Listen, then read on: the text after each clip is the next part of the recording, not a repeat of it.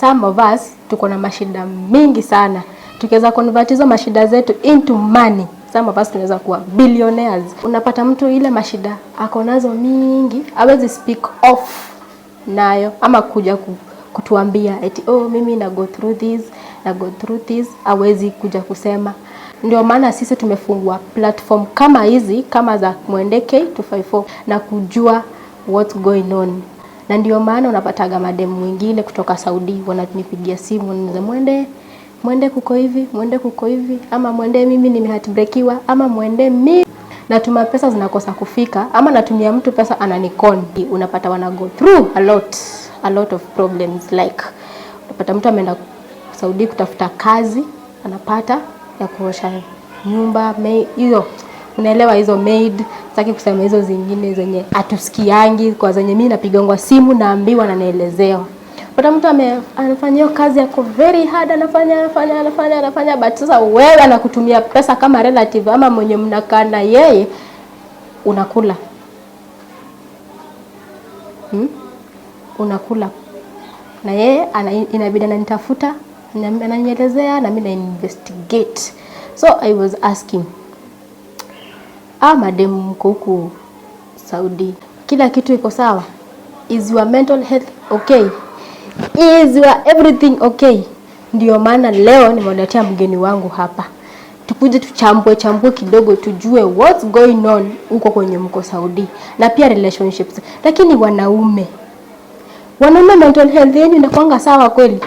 Mnapenda kupiga watu left, right and center. Yaani ni heartbreak. I know kuna kitu ulikuwa unataka kushare na sisi hapa. That's why I have my guest here. Wacha tumjue kwa majina leo. What's your name? My good name is Kodio. Okay. So, tunataka tu jump kwa hiyo about relationship na hizo mambo zenye huwa mna features zenye mtakangi kutoboa. Kumbuka tumesema hapo nyuma kama hiyo manini zote mnapitia, like hiyo mashida yote mnapitia ingekuwa pesa, wengine wetu tungekuwa tuko na pesa mingi sana.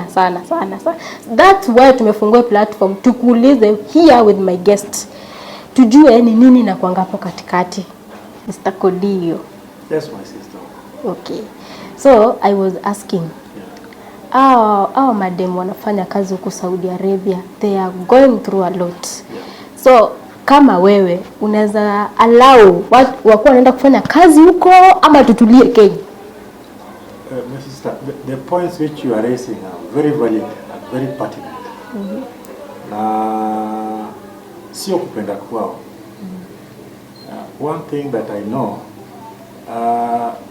for you kutoka hapa Kenya eti unaenda hizi nchi za Uarabuni ama nje ya Kenya, kuna mahali unafinyika, and that's why sometimes you make a decision. Sometimes inaweza kuwa mzuri, sometimes the decision haiwezi kuwa mzuri vile, but inalingana na wewe mwenyewe mashida ambazo uko nayo vile inakupush. So hizo mashida ndio inaweza kupeleka nje. Okay. Yeah. Ni sawa, umesema ni mashida zinawapeleka huko, lakini unapata mostly wao wenyewe unapata si mashida, wameenda kufanya kazi because of pressure. Yeah, pressure maisha iko mingi, especially sahi maisha ambayo tunaishi sio kama ile ya kitambo. Maisha ya sahi is very complicated, very complex. Kwenda huko Saudi unapata hiyo pia pressure inawapeleka huko, like unapata tu dem anasema acha mimi nikafanye kazi cause niliachana na ex, kafanya kazi niko na pesa mingi anione. Unaona? Lakini kitu anaenda kufanya huko sisi tunafikiria ni kazi ya nyumba.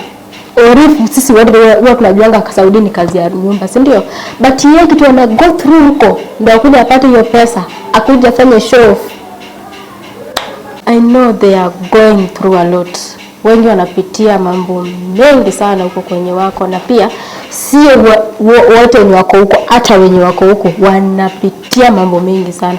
Na pia kuna mwingine alikuwa amenipigia simu from Saudi Arabia, ananiambia mimi kwa Saudi Arabia nafanya kazi na pia huwa natuma pesa inakulwa. So I was wondering like, unafanya kazi na bidii yako yote then unatumia mtu pesa anakula, unamtumia anakula. Mbona wewe mwenyewe usitumie mtu pesa? Weka pesa yako. Weka tu pesa yako vizuri, because ukituma inakula, na unatumanga pesa mingi sana. Mingi, a lot of money. Ama kama anatumia boyfriend yake kana mwanamke mwingine. Wanastarehe huko. Na ukipiga hiyo hesabu like mtu kama mwenye ako Saudi huko akiweza hiyo pesa yake vizuri sana, unapata hiyo pesa inamnini vizuri, inamserve vizuri. Anaweza invest on something vizuri sana. Msaidia hapo mbele pamoja na familia yake na watoto, kama kwenda shule, anaweza hata jifungulia biashara, ajengee mama yake nyumba nyingine nzuri, mahali pazuri pa kuishi na boma mzuri. Generally maisha inakuwa mzuri. So challenges kama hizo they are very common, especially to our ladies ambao wanaenda pale nje. It's only that sometimes hao wenyewe hawaelewi. Because they are also not informed, inakuwa vigumu sana kwao kuelewa vile pesa, matumizi ya pesa. So hiyo ni kitu ambayo hata mostly kama hata government is a chip in ama civil organizations zile zina support community policy. Kunaweza kuwa na vikundi kama hayo, zinaweza kuwa zinaweka mkutano kama hizo kufundisha watu vile wanaweza invest their money well, wakipata opportunity kama hizo za kwenda nchi za nje. They trust their people much. That's why wanatumanga pesa. Unatuma, unaona nikitumia ile nitakuja nipata ameinvest kwa kitu fulani. Kama ni nyumba amenijengea, kama ni kitu fulani ameninunulia. Lakini hiyo time ya kurudi huku wanapata si hiyo venye alikuwa anafikiria. So mimi nikiweza sema, nikiweza toa kama funzo mahali ama funzo yenye inaweza wasaidia, it's like mtu akienda huko, don't trust anyone. Huko majuu. It seems there is a problem somewhere. Kuna mambo ambayo hatuelewi sana hao watu wanapokwenda kule nje. Uko majuu, sio? Yeah. Kuna mabeste, uko na marafiki relatives wako, brother, sister, siblings wote. Na unapata hiyo time anakupigia simu anakuambia, sijui mimi ni mgonjwa. Sijui kuna nini. So unapata atuma hiyo pesa haraka. Alafu ukikuja kuchunguza kidogo unapata pesa ilikuwa ya uongo. That why sisi tuko hapa tuchunguze ndio tujue ilikuwa ukweli ama ilikuwa uongo. Ukirudi nyumbani unapata hakuna kitu. Hakuna. Pesa imezama. Umebaki uko na stress. Hujui uanze wapi. So inakuwa vigumu sana. Madem kama mimi nimeenda huko majuu, nikirudi hivi kuna marafiki wengi. So nikiwa huko unasikia ananiambia, bestie tutumie juu anaanga huko. Kuna pesa tu ya kutuma. Tutumie ukimnyima. Unakosana hivyo. If you plan yourself well, unaweza jipanga na hiyo pesa vizuri. Ni tu sasa watu wanapitia mambo mingi na a lot of pressure. So inafanya mtu labda saa nyingine ajisahau. Mimi naweza sema mtu asitrust anybody. Yeah. Yes. It is true. Hapa kwako unaona aje? Ufai kutrust. Kwanza na pesa. Pesa sisi wa Kenya. Sisi ni mashetani. Pesa muhimu. Kama pesa inaweza fanya wewe na baba yako muane, wewe na brother yako muane, je, mtu wa nje? Jambo la busara, ni jambo la kushangaza sana. Wacha hii eti yenye unatuma pesa kwa mama ama baba ama sibling. Sasa hii yenye bibi na bwana. Bibi ameenda majuu. Anamtumia pesa, anamwambia, nitumie pesa ya mtoto, nipeleke shule. Is it really? Ama kuna vile watu wanakuoniana hapo katikati juu siele wangu. That thing is not working. It can never work, especially kama you doesn't trust the process. Ama you don't trust wale watu mnaacha nyuma. It's extremely difficult to manage the situation. Unless umepata mtu ambaye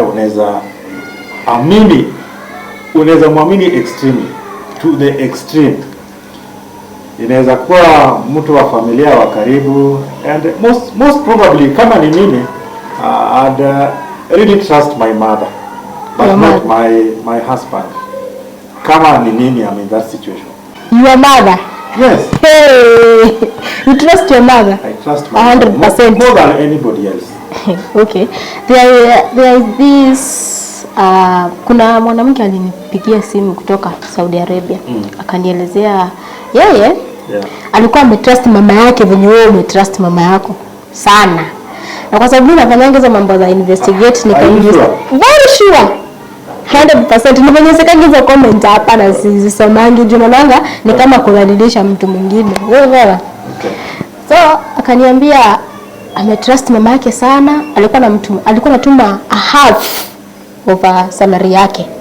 Anapigiwa simu anaambia mtoto ni mgonjwa, mtoto amenunuliwa hii, atimtuma pesa mtoto tunaweza baia hii.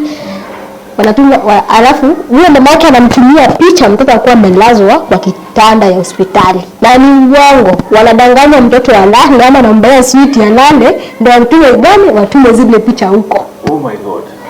Mwanamke anatuma pesa. Unajua ni nusu ya mshahara. Some people are not serious as well. Mama anatumia pesa anakula. Kupitia nani ule mtoto. So hiyo ikaendelea kuhappen hivyo for good years. Ikiendelea tu hivyo. So the day alirudi hivi. Is that a true story? Very true. The day alirudi Kenya kukuja akagundua ni uongo. Yeah, that's ridiculous. Ndio maana nakwambia trust no one. So utatrust nani sasa? Wewe pesa yako jiweke. Siku ile time unaenda unafanya kazi unasema hii pesa hii inaweka kwa mshwari store. Hivyo, weka hivyo. Lock huko. Keeping money is also difficult. Ni sawa lakini si rahisi vile. Si rahisi kuna bank. Sometimes unaona watu wengi wana opt kutuma pesa nyumbani kwa wale watu wana trust. So sio rahisi vile unless uko very disciplined sana. Keeping money by yourself sioni kama ni jambo la busara.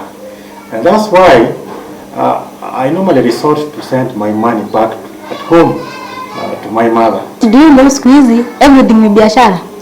Kwa marriage ni biashara, kwa relatives pia ni biashara, your mother ni biashara pia. I know, especially the current lifestyle people are living of late. I know. It's all about money. 24 hours, money. I was asking like, huko na bibi ameshaenda huko. Hiyo trust mnageni aje sasa? Mnajua mwanaume hawezi kaa hivyo. Bibi akishaenda hivyo, anaweza kutafuta huko nyuma huko. Wa kumkipingi company. Hawezi kaa hivyo bure. Na hiyo pesa ukituma wanakula na nani? Wa nyuma. It is true. It's a very difficult situation. Very difficult. Mtu wako amekuacha huku, ameenda huko ng'ambo, amekaa muda mrefu. So sometimes we feel lonely na tunataka company. So that's why mostly you hear cases kama hizo. I have this friend of mine. Kuna time alikuwa amenyalika huko kwake nikaenda huko. Kaenda kakaa kidogo huko, kakutana na bwana yake huko nikawasalimia. But nilikuwa na maswali hivi, ikifika masaa za jioni, kila mtu kwa simu. Really? Different places. Kuna mwenye kwa room, kuna mwenye kwa sitting. So I was asking, marriage mbona iko hivi? But kukuja kumuuliza kujua akaniambia, ni kama hiyo marriage yao wameweka kuwa biashara. Yeah. Nowadays watu wengi sana wanafikiria along that line. Na si kitu mzuri. Siku hizi kila mtu before afikiria kitu chochote, kitu ya kwanza anafikiria ni mambo ya pesa. Vile anaweza make money. But hiyo yao ilinishangaza sana. Unajua bibi yako ana cheat. Na si ati ile kucheat ukweli una cheat sijui unampiga nini. Hiyo kile ana cheat kwa simu. Ule ako na mama, ule ako na babas. So wanatoa pesa wapi pale? Wakishatumiwa analeta katikati. Mimi nilitumiwa hii, katumiwa hii, tuweke mali fulani, tuweke kwa bank hivyo. So ngona shinda hao wana survive aje? So does it mean that kila mmoja wao anajua ni nini mwenzake anafanya? Anajua, kila mmoja wao anajua. Juu Akishatoka kuongea na babas, wakitoka kuongea na mamas, wanaleta hiyo conversation. Nasikia walikuwa wananiambia wakanitumia 30 Gs, wakanitumia 40 Gs. You see. So business. So it is business as usual. Business. So why can't they have something important ambayo wanaweza fanya? Kama because hiyo sidhani kama they can go very far with such kind of behavior. But it is not normal. But if you washa agree. Na unapata venye washa agree hivyo, kuna time itafika hiyo hiyo about wa babas and wa mama zitaisha. Lakini utapata ile pesa wamemake mingi sana.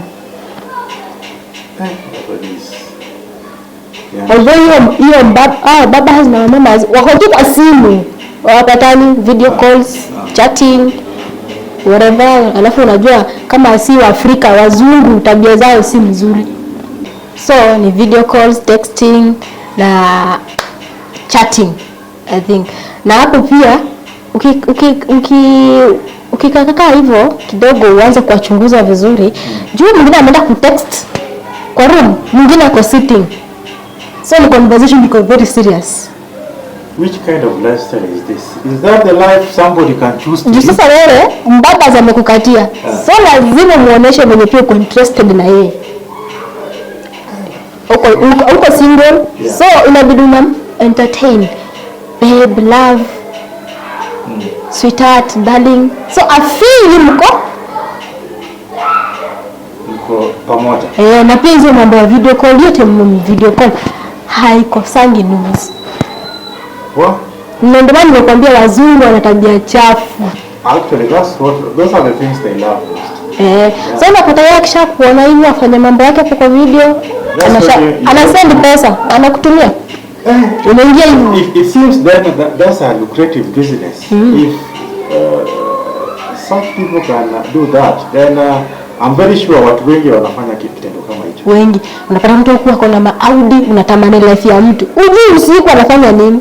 Wanaume wako na feelings. Tunapata bibi yako sijana tumia news ama anatuma. Wako na feelings sana.